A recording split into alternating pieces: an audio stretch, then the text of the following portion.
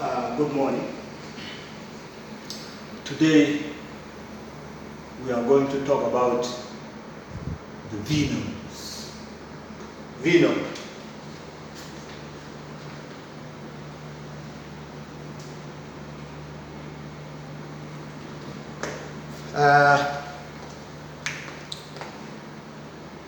The physiology of central nervous system is never complete until you talk about venoms.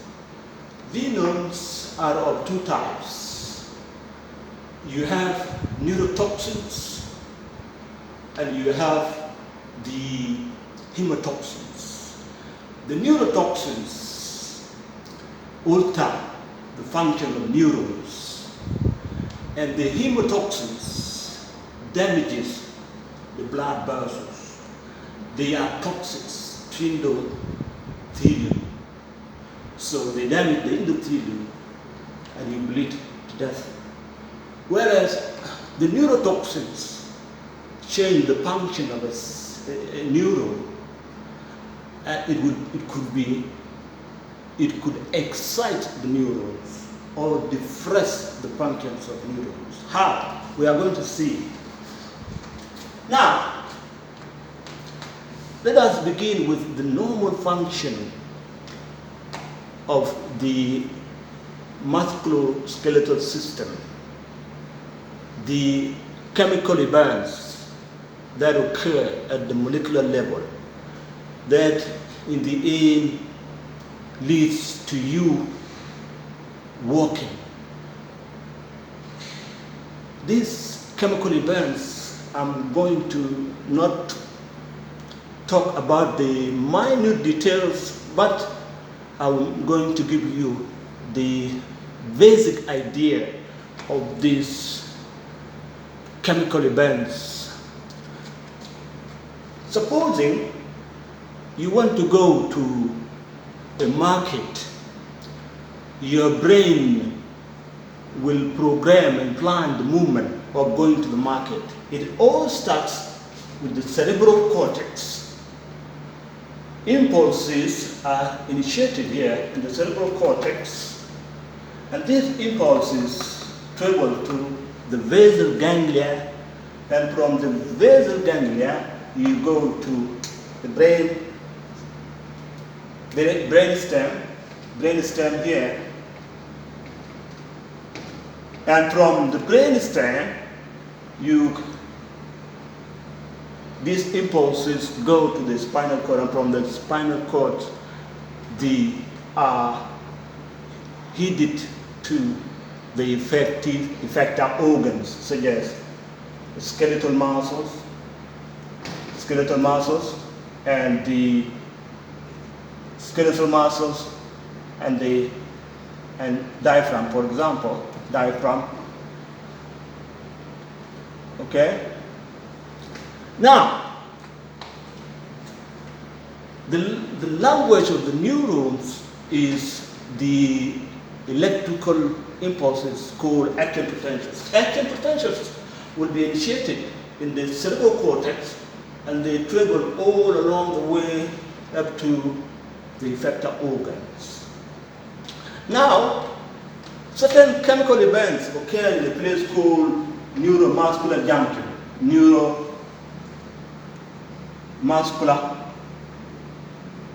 Neuromuscular junction. Exactly somewhere here, neuromuscular junction. Now, when impulses travel along this nerve fiber, acetylcholine, some people call it acetylcholine, is released from here. Acetylcholine is released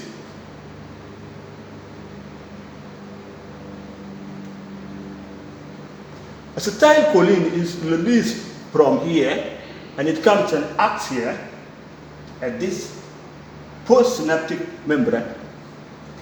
It binds the acetylcholine or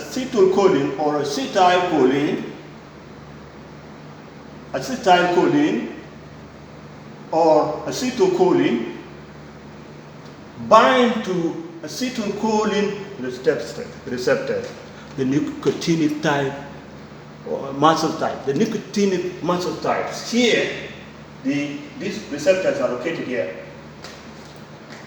Acetylcholine binds to receptors at the neuromuscular junction, triggering a cascade of chemical reactions. That is, sodium conductance into the cells increases, and this increase in sodium conductance into the cells is called depolarization.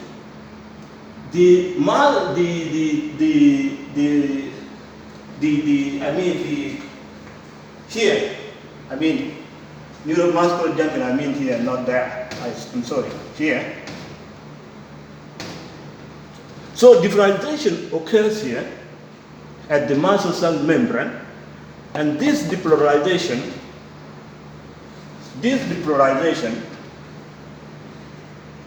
causes the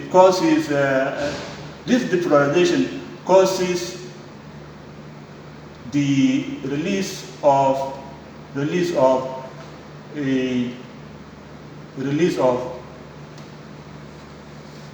calcium, and that calcium will go and combine with myofibrils, particularly the tropomyosin C, and eventually contraction will occur, and you end up moving your leg and walking.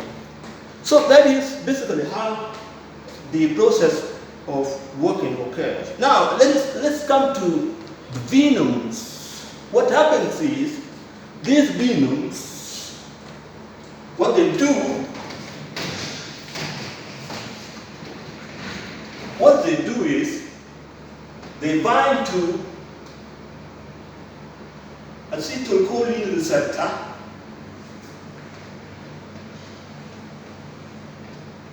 venoms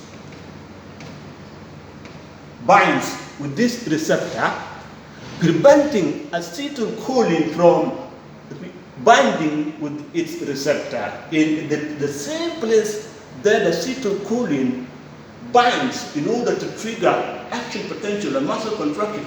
Is the only place that these venoms, snake venoms, bind to, preventing acetylcholine from binding to its receptor.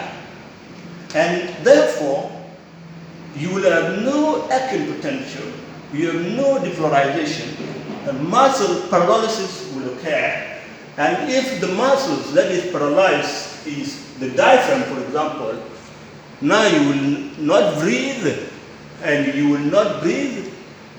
will eventually stop breathing, and your heart will stop working. So this is how the snake venoms kill people. One of the most potent venom known on earth is a Taiwanese venom called alpha bungaro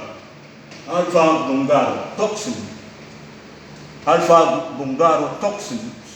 This is the most potent, produced by a Taiwanese type of snake. So I think today you have come to know how snake kills its victim. So this is the message today. Thank you very much.